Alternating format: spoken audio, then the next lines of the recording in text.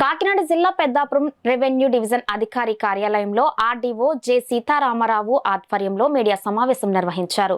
ఈ సందర్భంగా ఆయన మాట్లాడుతూ శనివారం నుంచి ఎన్నికల కోడ్ అమలులోకి వచ్చిందని, దీనికి సంబంధించి ముఖ్యంగా అధికారులు పబ్లిక్ ప్రదేశాలలో ఉన్నటువంటి పార్టీ జెండాలు కానీ కటౌట్లు కానీ తొలగించాలని, అలాగే రాజకీయ నాయకుల విగ్రహాలకు ముసుగులు వేయాలని అన్నారు.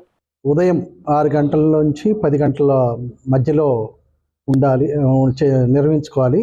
తర్వాత ఎటువంటి ప్రైవేట్ లైఫ్కి భంగం కలగకుండా మీటింగ్లు అట్లాంటివి చేయటానికి వీల్లేదు.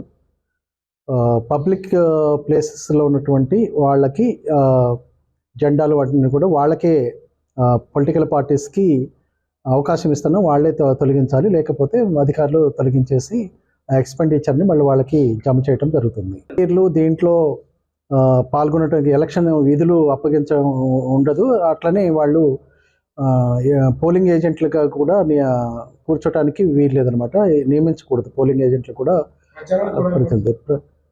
ప్రచారం అంటే అది అది అది అంటే పబ్లిక్ ప్రైవేట్, అది నాకు తెలియదు. ప్రచారం కూడా అంటే ఎలక్షన్లో అంటే దాంట్లో అది కూడా చేయకూడదు యాక్చువల్గా. ఎందుకంటే వాళ్ళు వాలంటరీగా ఉన్నారు కాబట్టి, వాలంటరీగా ప్రభుత్వం యొక్క అమౌంట్ అది జీతం ఆన్రోరియం అనుకోండి, ఆన్రోరియం తీసుకుంటుంది కాబట్టి అది కూడా చేయటానికి లేదు. ఈ టైంలో స్పష్టత రావాలి. ఎందుకంటే ప్రతి వాళ్ళకి ఒక డ్యూటీస్ ఉన్నాయి ఎప్పటి నుంచో. వాళ్ళ డ్యూటీస్ ఏంటి, ప్రతి నెల కూడా పెన్షన్స్ పంపిణీ చేయటం, అట్లా ఆ డ్యూటీలు వేరు, ఎలక్షన్ సంబంధించింది వేరు. దాని మీద ఇంకా వస్తుంది.